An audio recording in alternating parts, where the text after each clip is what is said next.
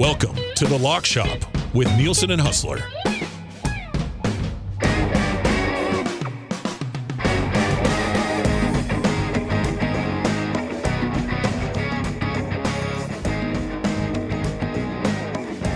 Welcome to the Lock Shop. What's happening, everybody? Thank you very much for being here. We appreciate the support. Hammer the thumbs up if you're watching over on YouTube. If you're listening on iHeartRadio or TuneIn Radio or at EdmontonSportsTalk.com, please tell your friends how easy it is to listen to our stuff all day long. How about this? Welcome Weiss Johnson. They are the title sponsor of the Nielson Show. Pop by to voice some stuff. Dennis over there. What a beauty. Dennis. Well, that's a nice looking hat. Hey, how about that Weiss Johnson lid? That fits my skull perfectly. And it's fitted. Like, this is nice. I'm going to leave the sticker on, at least for this show. But Dennis from Weiss Johnson, he looks younger than I do. He's got 5 grandkids.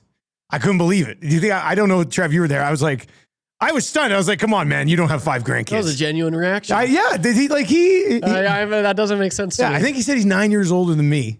He's got 5 grandkids. His oldest is 7. His oldest son is 32. His oldest grandchild's 7. So that's like big family guy, man. Yeah, good for him. That's awesome. All the power to him. He looks great. Yeah, no, it was awesome. But these Weiss Johnson hats are great. They brought us a bunch of black ones and a white one. I see Zach already came over and took a white one and a black one. Yeah. Who takes 2 hats? I don't think there's any donuts left. When the hats, I had a donut. I had 2 donuts. You might have to tell that to Zach, though. Is Zach getting in on those donuts? Zach's all over him. Anyway, Dennis brought by donuts too. He also loves this. The train whistle. He's like, yeah, I heard it. It's funny. I said, okay, good.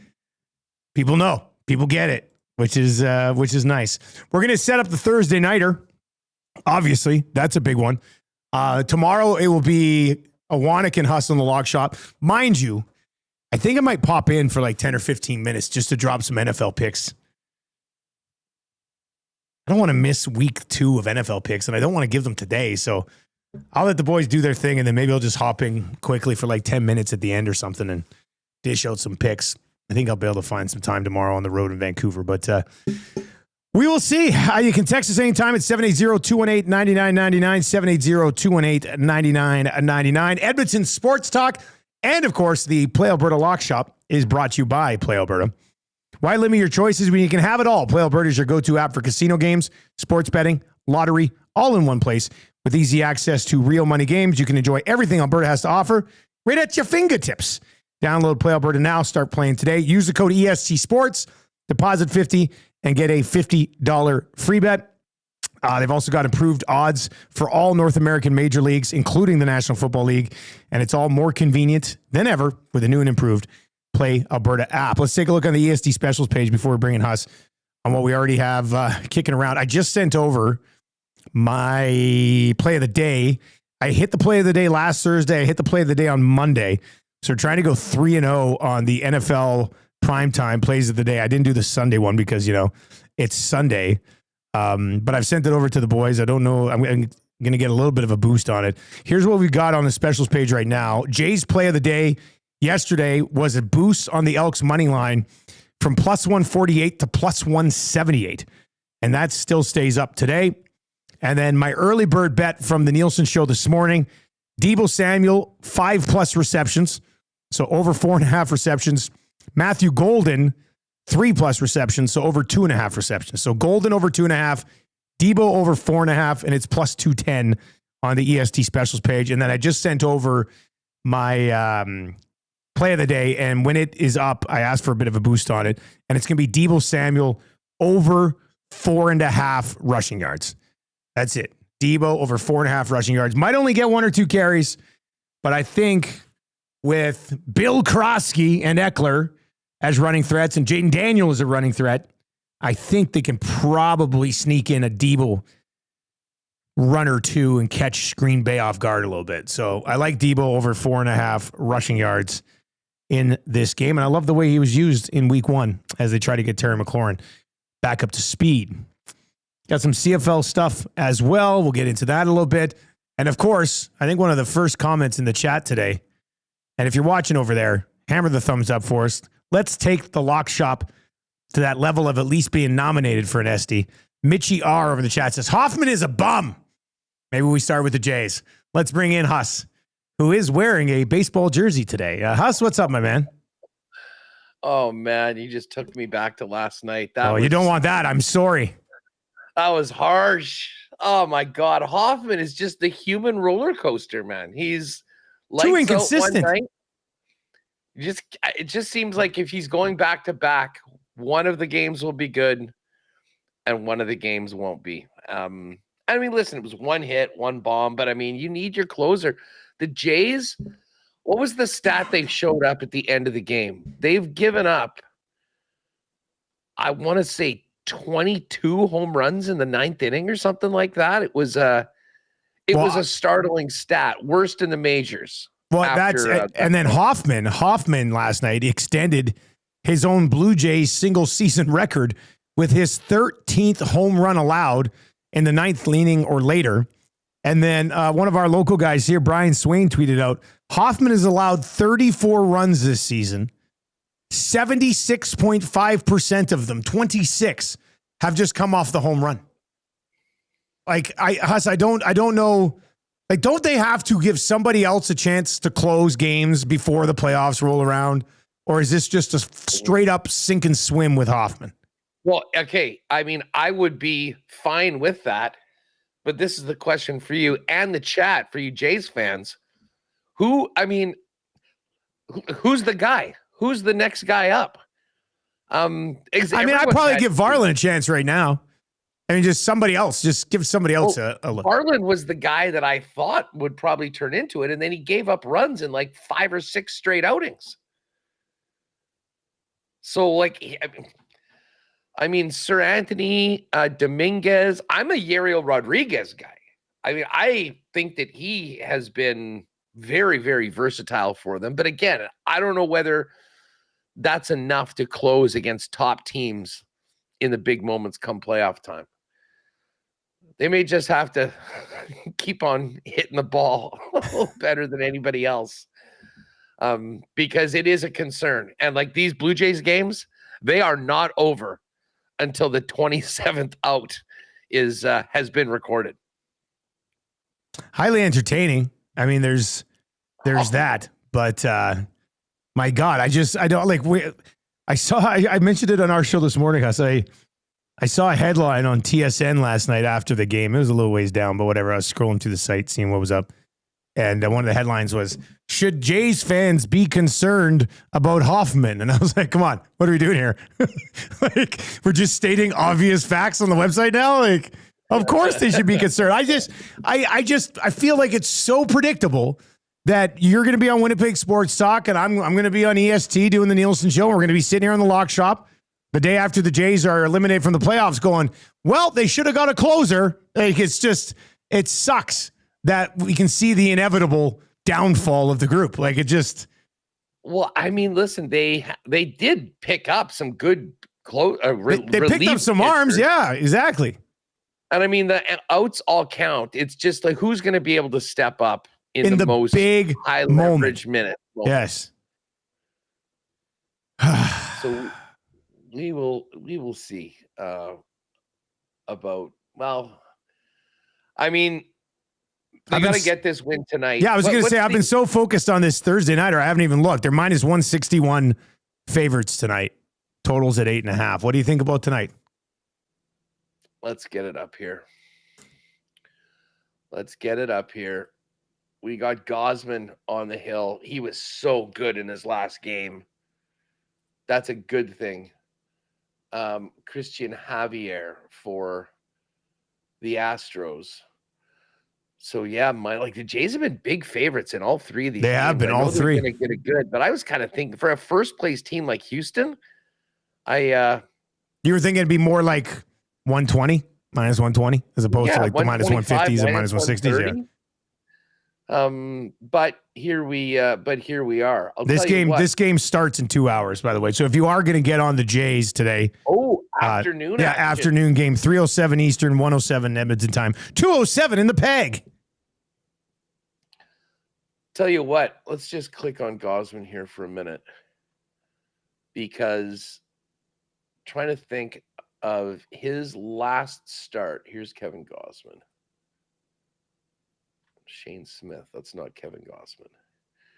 9-10 on the season. It's so funny. He's got a 3.63 ERA, and you compare his record to Berrios, who has not. It doesn't make sense. That's why the record and wins and stuff, pitcher wins, are one of those stats that's maybe a little. But yeah, he's coming off 8 innings against the Yankees on Friday night, 4 hits. He gave up 1 run. It was a homer. He struck out 5. He'd struck out 8 and 7 in his 2 previous games before.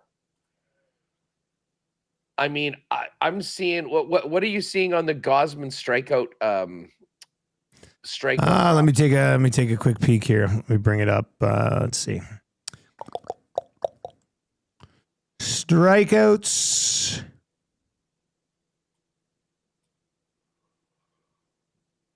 Here we are. 4.5. Oh, I'm looking at the same game parlay. So there's an option. You get 4.5 or 5.5. I don't see the actual number on the. I mean, I'm seeing like 4.5. It's over 4.5. It's minus 238, but over 5.5, it's close to even money, like in and around minus 105. I mean, he's gone 5, 8, and 7. I have a feeling that he comes up with a big game. You think so? Like I wouldn't even mind, because I don't really. I mean, the minus 159 for the straight up win.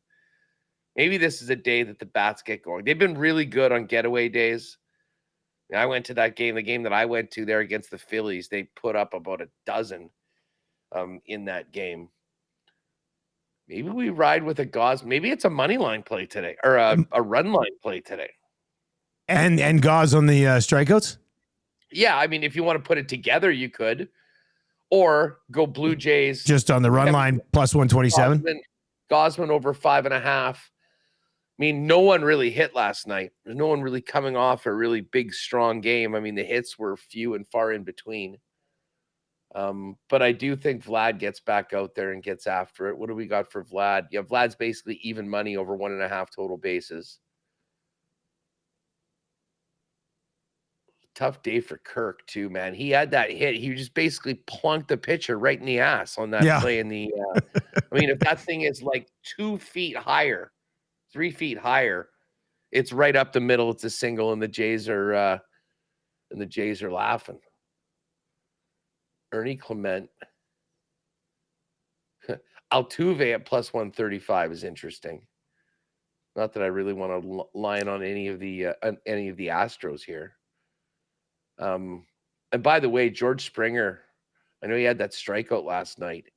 Like his total bases of over 1.5 is now down. I'm seeing minus 118. Like he is so automatic right now with the way that he's hitting. And more often than not, when he gets a hit, it might go out of the ballpark or at least to the wall. The number's not great though. The number is not great. I don't mind the Gausman K prop and the Jays on the money line or run line. I mean, that's simple. Don't need to get too carried away.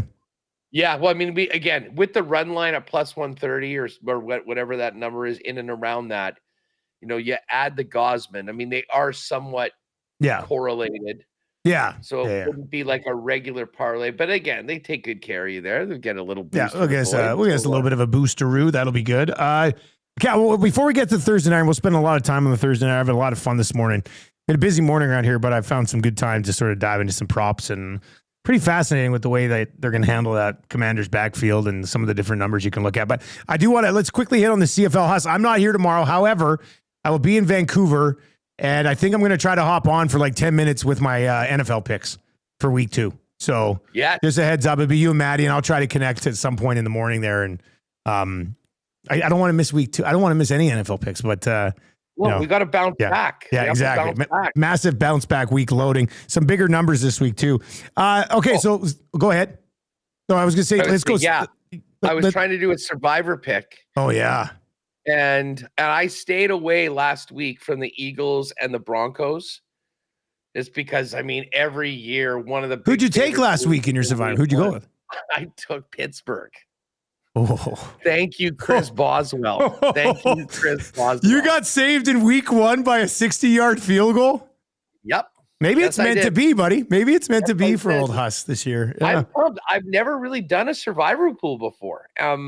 They are fun. So I made a point to get in one this year, and just want to keep it rolling. So, but I was looking today, and I saw that Ravens Browns line move from 11 now to 12. It seems like everyone thinks that Baltimore is going to be in absolute FU mode coming back after blowing that game to Buffalo. Hey, Joe Flacco doesn't care about your FU mode takes. You know what I mean? Dude, I wouldn't be surprised if Flacco puts up some big numbers on the weekend. I certainly think that Baltimore is going to put up some big numbers. I don't know whether I could. I mean, there is part of me that thinks that the Ravens are going to go out and score 28 points in the first quarter. But I think that's probably a stay away game for me against the spread. Was just such a massive number. Flacco going back to, and Cleveland should be 1-0. Like, I'm still not over how Cincinnati got that win. One more chance for this kicker with no vowels in his name to go out and try and make sure that he gets it. But anyways, yeah, let's get over to the CFL. Yeah, I was just going to say, we got to start. Kalaris is not going to go. The line is still sitting at, it's 7. It was 7.5. It's 7 right now for the Bombers on the road against the Ticats. I know Farhan puts out his weekly CFL picks on Twitter. He's on the Ticats here, minus 7.5. So, I mean, you got a better pulse on the Bombers than pretty much anybody that we would have on this station. Strevler's 2-0 as a starter this year, right? 2-0 as a starter. Can they game plan something to cover the 7 at least? Well, the game plan is going to be running it all day long at that Hamilton defense. Now, what's crazy about Hamilton is that they turned into the running team last week against Montreal, who I believe had the 3rd best run defense. That Greg Bell went for 156 and a tutty, and they didn't have to lean on Bo Levi as much. That was just a complete game, absolutely working Montreal, which had, not much happening at all. This is such a big game for Winnipeg. I mean, it's hard to imagine them winning the football game, but I think Brady Oliveira will come up big. The defense has really been coming around. Jamario Houston is in. So that's a lot of points. It's a lot of points. And I think I will take Winnipeg at the +7, +7.5, whatever the number is. That might be a bit of a homer pick, but I do think this could be close. I mean, they'll find a way to score some points. And the big question is, can the defense keep them in the game long enough for it to be tight in the fourth quarter? Well, and you know what, man? It might be able to. Right? Like, the defense might be able to do the job. I don't mind the Bombers' defense. I think there's some holes in their defense. But they got some playmakers on the defensive side of the ball. I don't think it's crazy to think that the defense could keep this game within striking distance of at least a backdoor cover. I mean, we also have to remember that Hamilton, prior to their win over a banged-up Montreal squad that basically had no chance, lost to Toronto, lost to the Riders, lost to the Lions, and should have lost to the Elks if it wasn't for a wide-open touchdown being caught. So Hamilton hasn't been playing a lot of great football lately. Like, I don't think Hamilton, based on what we saw for the last month, should be getting 7 points against anybody. To be honest, like I just are given 7 points. Like, I don't think that should be the case. So, I think I'll say this. To me, of the 4 games this week, like, if I had to rank my confidence of plays, like if I was going to go and make 3 bets of 4 games, or put 3 games on a parlay, this is the game I'm leaving out. I think I've got a better feeling for the other 3 games than I do. So what about that 8.5 with BC and Ottawa then? If you're more confident in that than this one, you're on BC to roll them? Oh, yeah. I think BC is going to be, put it this way. If you have the opportunity to have Nathan Rourke in your fantasy team, I think you should do that. I think the BC offense absolutely goes off in this game. And I think the BC defense. Well, that's why I worry about the 8.5, because BC's defense is so bad. Like, I could see the Lions scoring 40 and not covering this, but winning. And not covering. Like, they win 40-34. Like, I could not unlike what happened last week from a point total perspective. Like, BC's defense is just I mean, they just signed TJ Lee. They're trying to bring him back. He's like an 11-year vet. And BC's defensive line, 2 of their 3 defensive ends weren't even in the league 2 weeks ago. So this is a defense that is not only awful, but pretty banged up as well. I chatted with John. I had some Zoom calls with the Lions yesterday, and I was chatting with Woods, and we were talking about Alway, and he's just like, it's tough that always having to make 90 tackles. He's got 91 tackles already, right? Because he's trying to do everything in the middle of that defense. But then on the offensive side of the ball, I chatted with Hatcher yesterday. Keon Hatcher, he leads the league in receiving right now. And BC has 4 of the top 19 receivers in the league. Hatcher's number 1. McInnes is like 7. Barry Hill and Eberhard are in the 10 to 17, 18 range. Like they move the ball so well, but they have a hard time defending. So, and then there's the Dustin Crum factor. I mean, Dustin Crum's a tough guy to defend because he can move so well. But as Woods told me yesterday, he put a couple like balls exactly where they needed to be. Like he had a good game passing last game as well. So BC's shitty defense makes me a little hesitant about the 8.5. But I love the 56.5. I'm going to smash that over. That's for sure. Yeah, I mean, listen, I'm expecting BC by double digits, so I will take BC, and I'm not too worried about it. I think this is going to be a long day. Now, listen, as I said, Ottawa will get some, but I don't feel like Dustin Crum's going to do that in back-to-back weeks. And I think back at home crowd behind them, fast track at the Dome. This is going to be those receiving numbers that you just rolled out for the BC Lions. Those are going to go up significantly this weekend. So I do like BC. And then, I mean, I love the Elks at anything over a field goal. I know it was at 3. Are you seeing 3.5 right now? I'm looking at 3.5 right now. Yeah, the highest it got to was 4.5 briefly, but it's 3.5 now. I think that's where it's going to settle. That would have been very shrewd if you could have got the Elks when they were up at 4.5. That's too many points. I can see the Elks winning this game. I think it's going to be close either way. So give me Edmonton at plus 3.5 for that one. What are you rolling with the Elks as well? Yeah, I'll get on the Elks at plus 3.5. I mean, they've beaten the Argos already this year, and they're going to get Nick Anderson back, which I think helps their defense. But their defense was also pretty darn good last week. Now the Argos provide a bit of a different challenge through the air with Arbuckle. Even when they beat the Argos, Arbuckle threw for 380 yards in that loss. So, but I like the Elks plus 3.5, and then the Riders are interesting because I know Riders fans, a lot of their thought process along the way was, Riders are they a team that can put teams away and put them away? Like they can win, but can they put them away? I just don't know if MBT really changes anything for me. Yeah, and I was prepping for this game a bit last night. I do really like Montreal's defense. Like they've got a lot of talent on the defensive side of the ball, and they've got a lot of great weapons at receiver, but they got nobody that can get them the ball consistently unless Davis Alexander is healthy. So 7.5 is a big number. I almost want to take the Alouettes just because of their defense. But yeah, their defense got run all over by Hamilton last week. Like I think their defense is showing signs of having to basically put the team on their back every single week. That could be what it is, because personnel-wise, I love it. I love their D personnel-wise. But my only worry, and I think I'm going to go with the Riders on this one, my only concern, honestly, has nothing to do with Montreal. It is there a bit of a letdown for the Riders going up against Montreal and a backup quarterback after the incredibly intense, tough games that they just had the last 2 weeks at home and in Winnipeg? Well, and in a rare spot where they got a little bit of breathing room, like this isn't an end-all, be-all game for the Riders, right? Like, yeah, thanks to the Elks. Yeah. It's a big game for the Alouettes, though. They're still close. It is.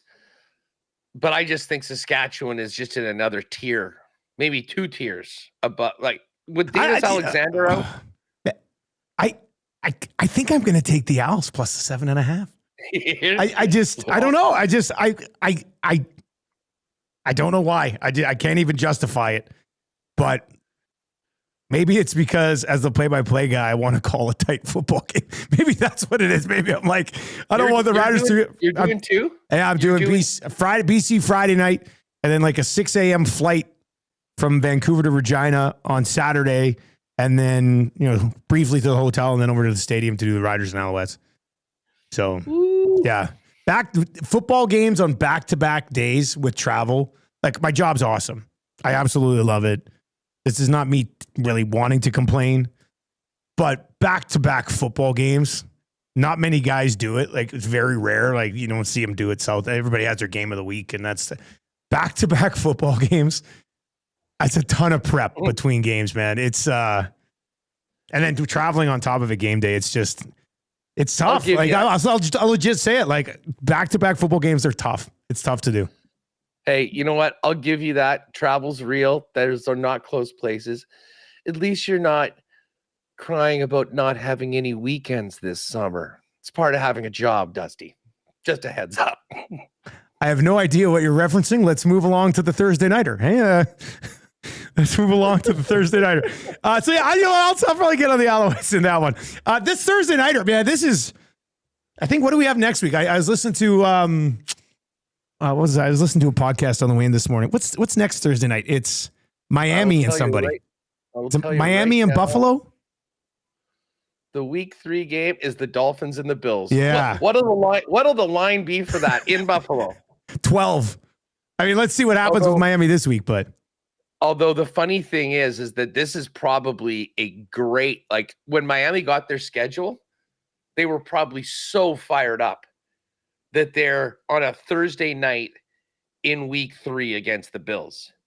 As opposed to week 17 or 18 when they shouldn't even bother getting on the bus. And a short week too, which is often somewhat of an equalizer. But I'll tell you what, this is a hell of a football game tonight. This is a great game. I can't wait for this game, man.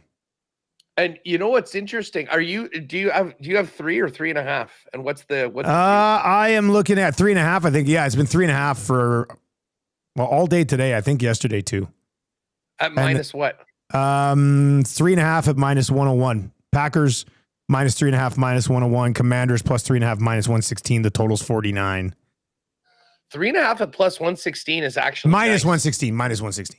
Yeah. Sorry. 3.5 at minus 116 is pretty nice. Like, I pulled up something on Fantasy Points. Yeah. That just compares lines like across the board type of thing. Yeah. And for the most part, if you want a hook with Washington, it's in excess of minus 120. Okay. You can get Washington plus 3 at like plus 101 or even money. But I mean, I would like to take Washington, but I definitely want to get that half point. So it's a matter of getting it to the point. And to be honest, so at 3.5, you're on the Commanders then? I think so. Yeah. Yeah. Like and we'll get into this in a minute. I am looking forward to. I think there's some rushing props that I think are going to be good tonight. Like, I think Washington has the opportunity to stay in this football game with some long drives and running the football. And listen, I know Micah Parsons was amazing, and Detroit did not get much going on in their run game at all with Jahmyr Gibbs last week. But I actually do think that, in particular, Austin Eckler. I think the Austin Eckler props are going to be. He's a guy that in a game like this, I think they're going to lean on him a little bit more than they did last week against the Giants once they got Bill in for a few really nice carries. Yeah, he did. He had the one bigger one. Eckler's a very interesting one. I'm glad you brought up the rushing yards for this game, because I was looking at these today. I mentioned my play of the day will end up being Debo over 4.5 rush yards if he gets a touch or two. I like that. But so Eckler's number I'm looking at right now is 20.5. And I think he had 23 yards on 6 touches last week.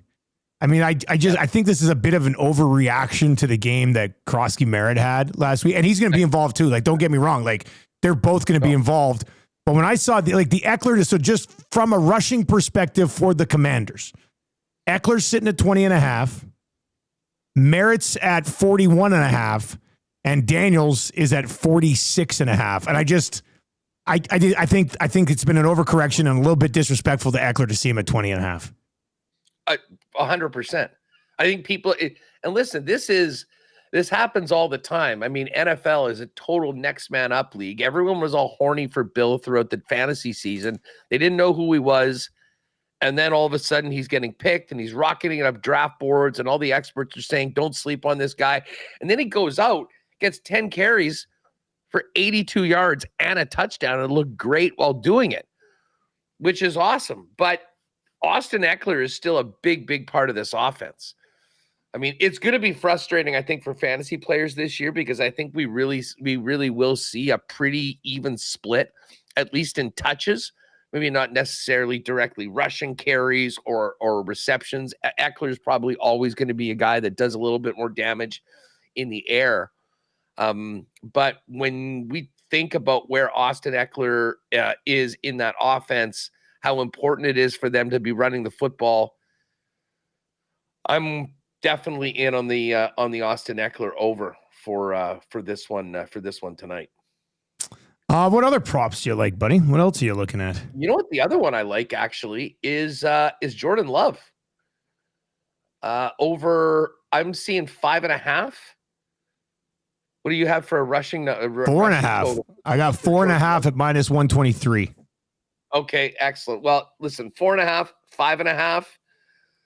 I think that. I mean, Washington's defense was good last week. I mean, now we can chalk it up maybe to Russ sucking too, but Jordan Love is a guy that's going to be pocket passing first, but he's also able to, generate the odd first down with his legs. Basically, we're looking for one half decent scramble in this game. I think that the real number for his rushing yards probably should be closer to double digits. Yeah, I was going to say 8.5. I thought it'd be about 8.5. Yeah. I saw 5.5 at just under even money, like a minus 103. So I don't mind that. The 4.5 probably is a little safer. The number isn't quite as good. And then I do like the books that are giving us, if you think the guy's going to have a big one or whatever, I mean, you could go at real plus money over 10.5 yards or something like that. But I think the safe play for me is whether it's 4.5 or 5.5.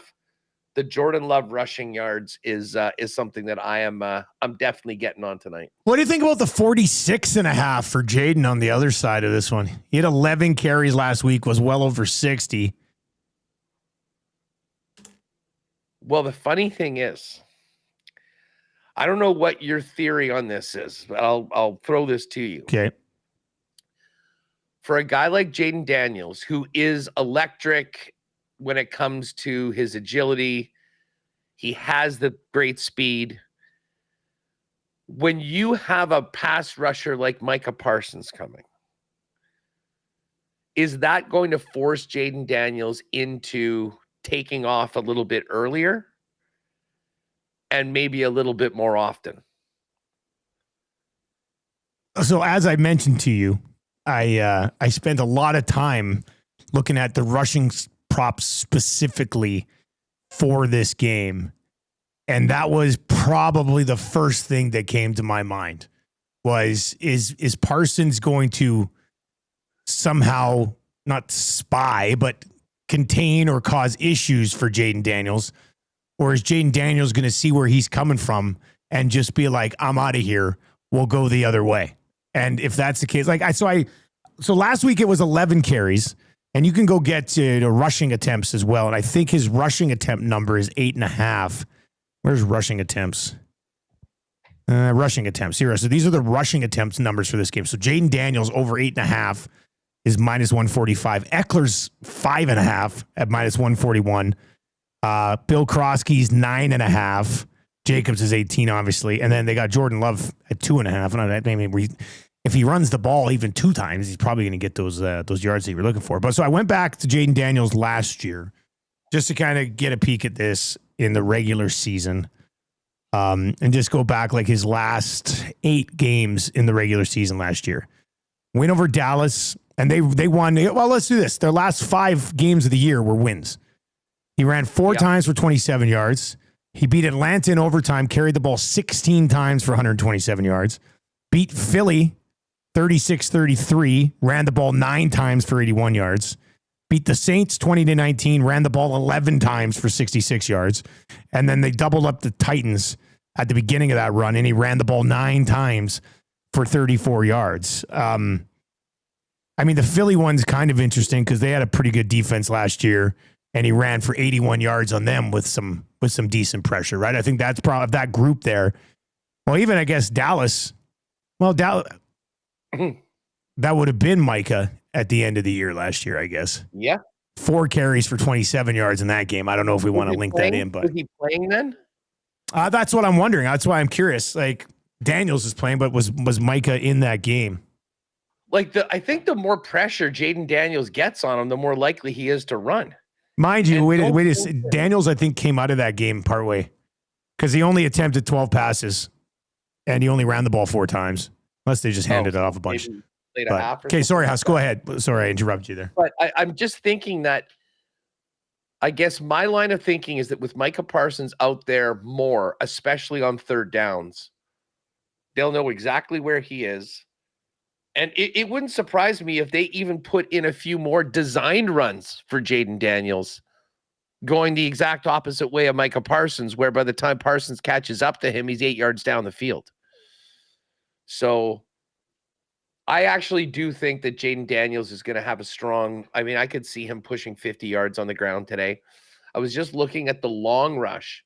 And what's funny is the long rush for, I mean, there's so little data on Krosky Merritt. Yeah. Like, I mean, I don't really touch on him as much, but the Jaden Daniels longest rush, you can get anywhere from 13.5 to 17.5, but it's still minus money at 16 yards being his longest rush. I mean, there is a time. I mean, he's so brilliant with just seeing that pocket, that hole in the defense, and immediately jumping into it and taking your first down and then some. So I'm going to probably stay away from that. But if you think of that, the odds are that his longest rush is going to be somewhere around 15 yards. I mean, that's 33% basically of the number that we need to get on the over. And this is going to be a game. Like, they're not running away with it. I don't think they're going to get blown out.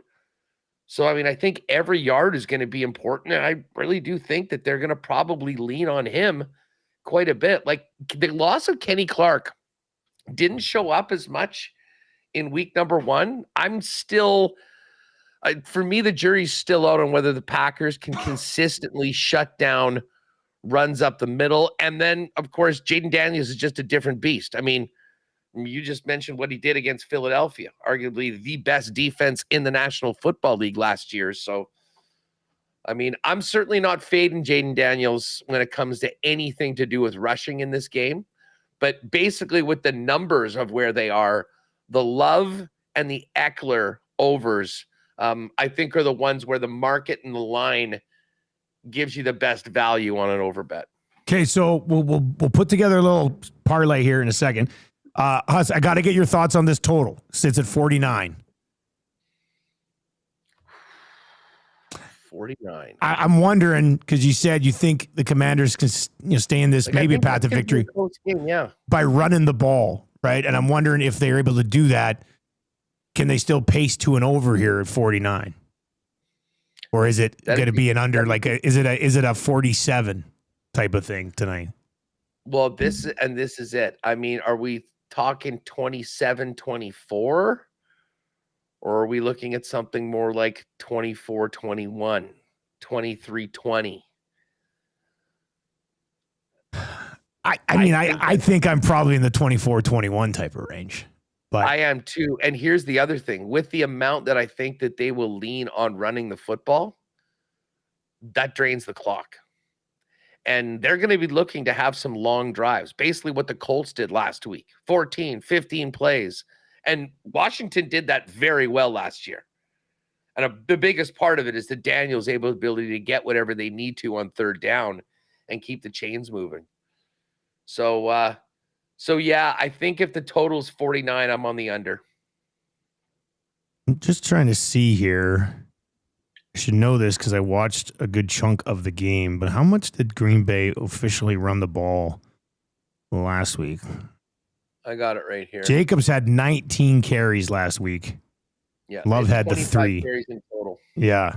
So, and they only passed the ball 22 times. Now, they got themselves in a spot in the fourth quarter where they probably ran it a little bit extra. But, yeah. I don't know, man. I think I do. I think I'm on the under with you on this one. And what about a touchdown score? Ooh. Let's see our TD scorers today. Who do we like? I mean, obviously Josh Jacobs is right at the top of the list when I'm thinking Green Bay. Yeah, he's the only minus number on the over for the tutty tonight. Everything else is plus money. You know who I don't mind on the anytime is actually Daniels. Yeah. Plus 133 I'm seeing right now. I could see what's the other? What's Krosky Merritt and what's Eckler? Krosky Merritt's plus 171 and Eckler's actually plus 165. So they're thinking goal line backish a little more so with Eckler than Merritt. Which surprises me, actually. I would have thought that would have been the other way. I mean, certainly we saw Merritt with that great run getting into the end zone. He seems to be a bit bigger and stockier of a guy that might get that 1 yard if you needed it. You know what's interesting is here, Josh Jacobs minus 250. The next 5 guys, odds-wise, are all Commanders. Daniels, plus 133. Eckler, plus 165. Krosky Merritt, plus 171. Debo, plus 180. Terry McLaurin, plus 184. And then you get into the Tucker Crafts, the Jaden Reeds, the Romeo Dobbs, and the rest of that Packers crew. Yeah, the Packer receiving core is just like, okay, who's going to be... Like Reed, I'll say this. This is from a full-blown selfish fantasy perspective. I'll be sprinkling Matthew Golden for a touchdown tonight, plus 416. And that's only had 2 catches last week. They brought him in with a high pick. They're a group that's been looking for an alpha to sort of emerge. No disrespect to Jaden Reed and some of these other guys. Yeah. But I could see Jordan Love trying to get Golden his first touchdown tonight. So I like that at plus 416. The targets were really spread out last week by Dobbs. They were very much. What do you have, like 8 different guys catch a ball last week? It was a big number. He had 10. Yeah. He had 10 different guys. But the Jaden Reed had the most targets at 5. Dobbs and Tucker Kraft had 4. And then Wicks and Golden each had 2. Golden caught both of his targets, so he wasn't dropping anything. And I don't mind actually betting on Golden right now because I think there is going to be a big, he's going to have a bigger game sometime soon. And right now, what are his receiving totals for the game? Golden receiving yards. His yards are. I was looking at this. His yards are 33.5. And his receptions was just 2.5, which I threw into that parlay with Debo earlier this morning. Yeah. Well, I mean, I think the over on the receptions for 3. I mean, he had 2 in his first game. I don't know why that wouldn't go up. Yeah, just 2 targets. It's not like he got targeted 6 times and caught 2 of them. He got thrown the ball twice. He caught it both times. Yeah, and I mean, it's not like there's a big alpha elsewhere. I mean, they're waiting for a guy to step up. They used a first-round pick on this guy. Exactly. I think eventually they want him to be that guy. So, this, I mean, I'm seeing an over 3.5 for Golden at plus 143. I mean, yeah, I don't hate that number either. That might be worth a small play, which I will do. But yeah, overall, I'm going to take the 3.5 with the Commanders. I do like the under 49. That's what I was looking at it here. Like I love the Eckler one. I think we throw that into a parlay, the 20.5. And then, do you like the command? So if let's say we take the Eckler 20.5, the Love 4.5, which I was also looking at earlier this morning, even before the Nielsen show started, and then you mentioned it. And then, would you rather go Commanders plus 3.5 or the under 49?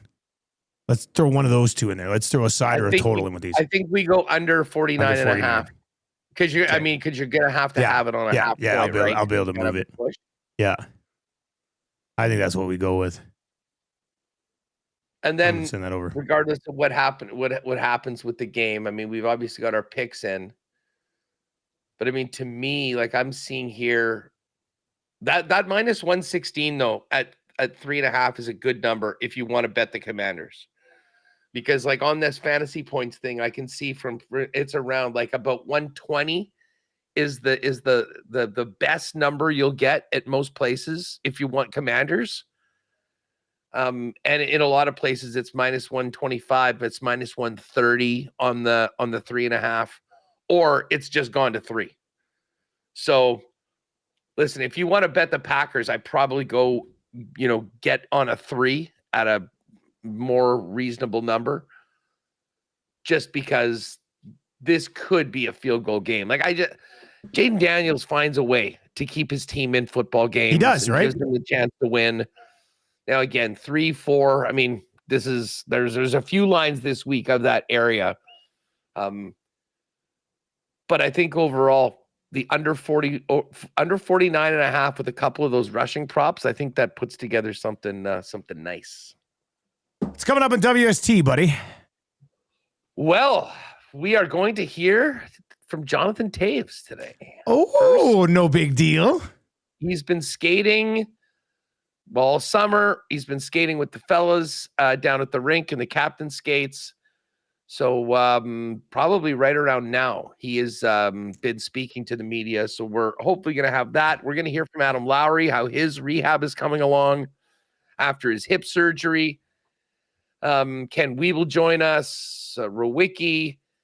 And then normally on Fridays, we have Hacksaw on. He's traveling, though, tomorrow. So we'll get a little NFL action coming up with the Saw today. Yeah, he's on with our EST afternoon guys a little bit. They love him. Yeah, he's a legend. Yeah. He's a legend. Long-time play-by-play voice of the Seahawks and Chargers. I think he did a good 20, 25 years. And you know what's wild? You got to tell these guys, they probably don't know this about Hacksaw. But you know where he started? He cut his teeth as a play-by-play guy? Was back in the old Federal League. Like, slap shot. Like, legitimately, when they made that movie about that league and that team, Lee was actually a play-by-play guy in the league at that time. And he's got some unbelievable stories about the old days riding the iron lung, as they call it, the bus, back in that league.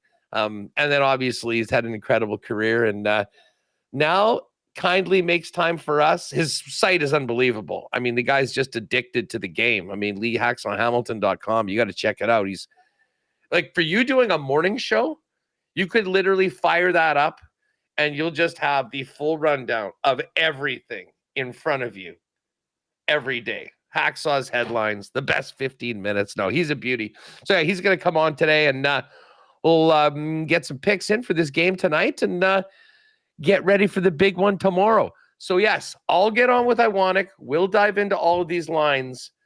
But if you're too busy and you're tied up, I'm popping in. You got to text me the picks. I'm popping in. But let us know. Let me know kind of what time you think you're going to come in. We'll get everything done before, and then let you roll in with winners with a bunch of hammers. Are we going to do 5 every week, or is that just week one thing? We're going to go back to 4 or what?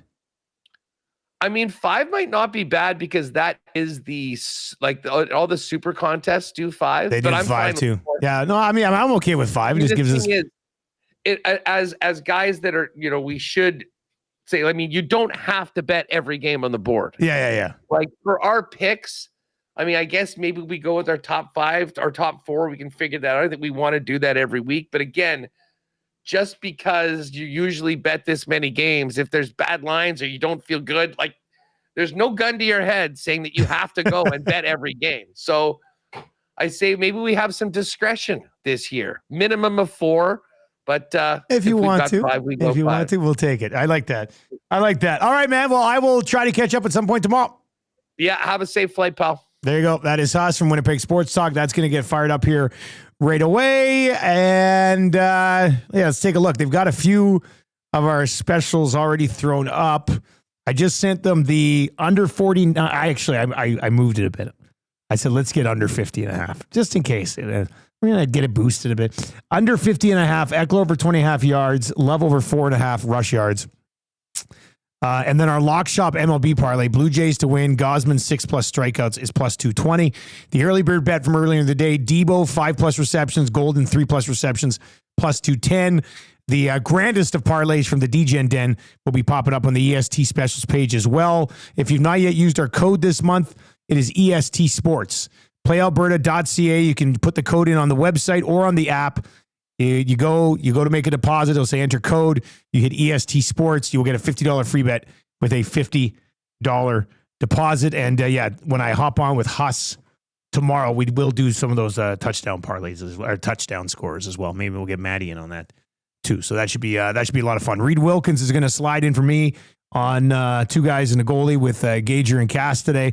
I got a bunch of running around. I got a bunch of desk stuff to do before I head to the airport to fly to Vancouver for this CFL game tomorrow. So it'll be fun tomorrow morning. It'll be Eric with Phrase and YouTube Trev, and then Maddie and Huss on the Lock Shop, and I'm going to pop by for a little visit, hopefully on Friday morning as well. That's going to do it for the Lock Shop today. Thank you very much for riding with us tonight, and we'll talk to you tomorrow.